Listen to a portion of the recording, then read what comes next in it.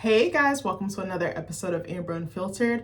I wanted to talk to you guys about this new show that I'm watching on HBO Max. Is it HBO? HBO Max? Max? I don't know. They keep changing their name. I'm like, baby, I don't got to do it. It's like a woman, a black woman with a wig. You know, she gonna have inches one day. She gonna have bob the next. She gonna have braids the next. Like, it's giving, babe. But I wanted to talk to you guys about the show, The Righteous Gemstones, that me and Nick started watching. But before I do that, don't forget to like, comment, and subscribe. Also, if you want to cash at me at AmberUnfilteredShow, that'd be greatly appreciated. Bro, this show is so bananas. I was like, what the F am I watching? Okay, I'm trying really hard not to cuss because I saw a comment someone made about me cussing too much. And I do be thinking I cuss too much, but I think it's just like a black thing. Like, we just like to add a little seasoning, you know, like a little razzle dazzle on our food, our food. I'm over here thinking about food, my bad. Sidebar, have y'all tried the new honey chipotle chicken at Chipotle? I like it. It's pretty good. I had a freaking burrito from there earlier and I was like, baby, I'm about to roll myself to my appointment, but I wanted to talk to you guys about that too in another video. But anyway, so we started watching this video. We like to add a little razzle dazzle on our conversation and our words. We're not cussing to be like over the top or whatever. That's literally how I talk. Like, how I talk to you guys is how I talk to my friends, how I talk to my husband. I don't care who it is. Like, at work, I try to tone it down. I really try not to do it there because there's customers and I want to have a certain level of respect. You know, certain settings and certain people, I try not to do that around. But this is how I am. Like, you have to take it or leave it. But I'm going to try to take heed to that. I'm probably not going to follow it to the T, but I'm trying to be more mindful of that. I do want to actually work on my cussing before I have a kid though, because I don't want my kid going in a daycare cussing bees out, you know. So anyway, if I abbreviate or I'm not cussing as much, you know why. I do take constructive criticism and I try to take into account what you guys tell me. So, what was I finna say? We were talking about The Righteous Gemstones. So I love Jessie Woo. She's like one of my favorite YouTubers. I love her. I love Real Talk with Yanni. Color Me Pink is one of my favorites. I like King of Reads. He's really, really good. I don't watch Attorney Simone Redwine Girls That Legal all the time. I love The Melanated Way, Linda Antwi. She covers 90 Day Fiance. I love Auntie's Advice. Those are all black content creators. If you're not familiar with them, go check them out. You won't be disappointed. But anyway, I love Jessie Woo. I was watching one of her videos. I don't know which one it is, but she's been eating with the content. Like, I'm like hooked.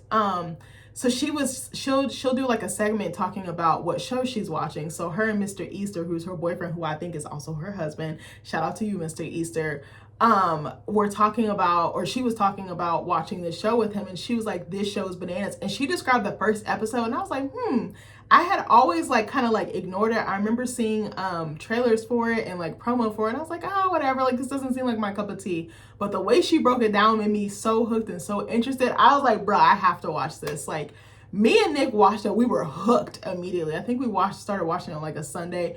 Every day or every other day, like, we were watching it. And I had just finished Snowfall. I had just finished Snowfall. We had just finished Snowfall. So I was like, we need something else to watch. And I suggested it to Nick and he was like, all right, I'll give it a chance. Nick was so quiet, but I was like yelling at the TV. I was screaming. I was like so interactive because, you know, black people are very interactive when we watch TV. That's something I want to be paid for. I want to be paid for to give reactions to content because I think my reactions would send y'all. Like, I be saying the craziest, wildest stuff. Don't take me to a theater either because I'm just as bad. But anyway, this show is nuts because these people are supposed to be God-fearing and godly and godlike in the sense of treating their neighbor well, acting accordingly, being mindful of others, being giving, being generous. And these are like the most selfish, godless people you can ever think of. And they don't have any laws or any rules. They just do what the F they want to do. Like, I'm trying to think how to explain it. So it's basically like this, like, are they like televangelical? How do you say, what's the word? We're like the people that like are very evangelical. Is that how you say that word? They're like very holy and into the church. Like, they work in the church and they love it, but they also are very televised and like marketed. They're kind of like that. So they have like a mega church. They're rolling in like Range Rovers, like jacked up Jeep Wranglers, Benzes. They've dressed to the nines. They're just like very flashy, very luxurious, like very lavish. They also live in a compound. So all the siblings, there's 3 siblings. Oh my gosh, I'm really bad with the names. There's Jesse Gemstone, who's the oldest. He's played by Danny McBride. Then there's oh my gosh, what is his name? Kelvin, he is the middle child, I believe. No, he's the youngest, excuse me. Kelvin, he's played by Adam Devine. He's a comedian. I'm pretty familiar with him. I don't know a lot of his work. I think he was in Pitch Perfect, that series. And then I don't know who Judy is actually played by, and I don't have my freaking tablet, but shout out to her because she plays that character to the T. Judy is the middle child, and she's the only girl. So it kind of reminds me of Succession, but a little bit different. Because it's like they're all pitted against each other, or they all pit themselves against each other, and they're always cracking on each other and like want their dad's approval, but they also want to take the reins from the church. Like they want to take it over when he retires or decides to scale it back. Their mom, unfortunately, is no longer living, but she was like a big fixture in their family's lives. But they kind of seem to have no order or no direction. And I think if they had a maternal figure, they probably would. But just some of the outrageousness in this show, like I can't even explain it. So I'm going to explain a little bit of it. I don't want to give too much away. I guess I'm kind of stealing from Jessie Woo. I want to give credit to her. But the way she described the first episode, I was like, baby, what? So basically the oldest sibling, Jesse, he's married. He's got a gorgeous bombshell wife named Amber. And she's very like prissy, and she's like, she kind of turns a blind eye to her husband's shenanigans, and she tries to act like she doesn't see what's right in front of her because she wants to save face and save her image. And they think they're like this power couple. They're like the Jay-Z and Beyonce, or maybe that's not a good analogy, but you know, they think they're like Joel Osteen and his wife, you know, type of thing. And they have 3 kids, and they're estranged from their oldest son, Gideon. And basically, the dad was caught wilding one night with his friends. I'm not going to get into specifics. He was caught wilding, and it was caught on tape. So someone blackmails him to get money in exchange for the tape, and it goes left. Like, it is so incredible. The acting is so good. Excuse me. Hold on. Oh, I knew I had to sneeze. I feel like I have a third one. Hold on. Sorry, that messed up the whole flow of the video. Sorry, I don't know why. Like, this pollen is tearing me up for real. But basically, that hooked me because of just like the foolishness, the one-liners, how clever it is, how comedic. The comedic timing is impeccable in this show. What's the dad's name? John Goodman. He played like Sully in Monsters, and he's been acting since probably before all of us have been born. But he's like a veteran in the game.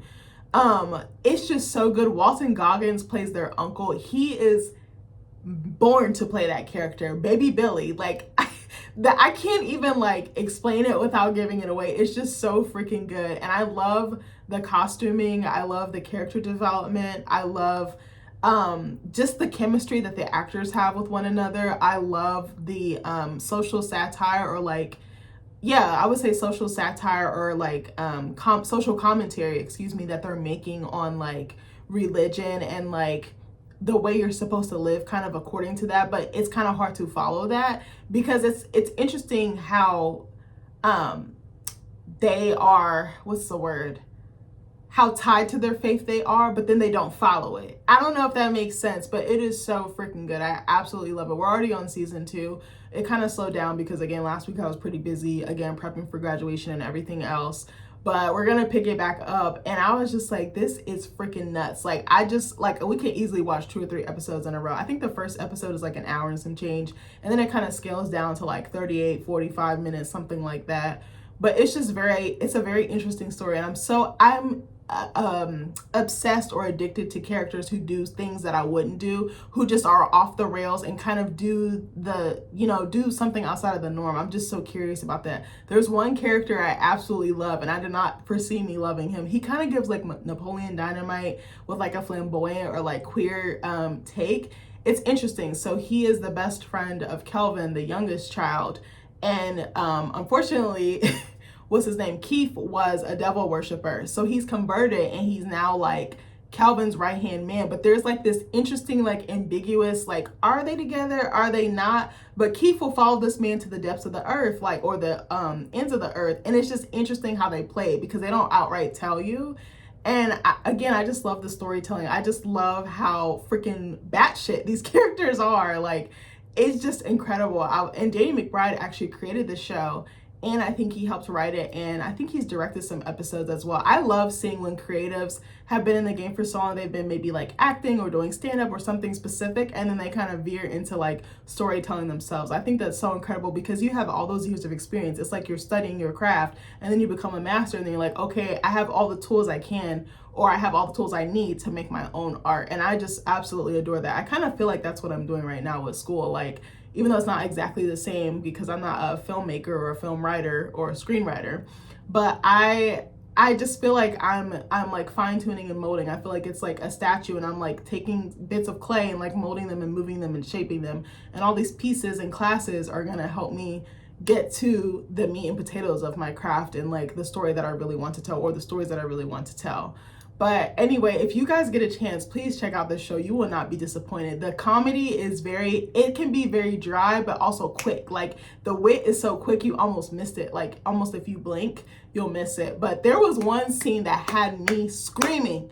So I'll give one little tidbit away. John Goodman is the dad. Oh my gosh, I can't remember his name. Eli Gemstone, I think is his name. And he buys one of his rival, I don't know if you want to call him rivals. He buys another pastor's church, like buys it outright from this guy, doesn't even ask him, doesn't even get his blessing, doesn't even try to communicate. It was definitely a power move in trying to show him like, hey, I'm the boss, I'm the head honcho, I'm the head cheese. So he goes and goes to this guy's sermon that he's delivering, and then they're having like a little barbecue outside. This man threw a potato through the fucking window. I was so dead because I was not expecting it. And then he finds out that whatever, like that response that he gave to that guy, he didn't need to do it. It was so left field because it was just like, oh yeah, we making barbecue. Phew, he threw the potato. I was like, I know you motherfucker. Like, it was so funny. There's this other scene that Walton Goggins and his wife, or Walton Goggins' character, Baby Billy, which is Eli Gemstone's brother-in-law, had with his wife. They were about to, I think they had just finished getting robbed, bro. I'm giving like two things away. They had just finished getting robbed, and his wife was like, well, what do I do? He was like, go on, get.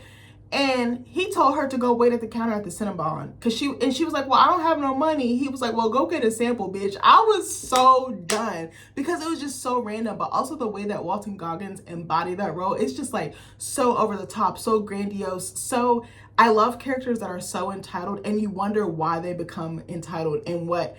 They also do a very beautiful job of flashing back and forth, and it kind of builds the story and fills in the gaps in between. I actually love storytelling that goes back in time and goes to the present, like it flashes back and forth. I think that's a genius way of storytelling, and I feel like maybe because like I love time and I love examining time and how it can change or not change people, I'm very curious about that. So maybe that's why I love it. But if you can, please watch the show. I don't know why I started just now. Please watch it. See if you can borrow someone's account.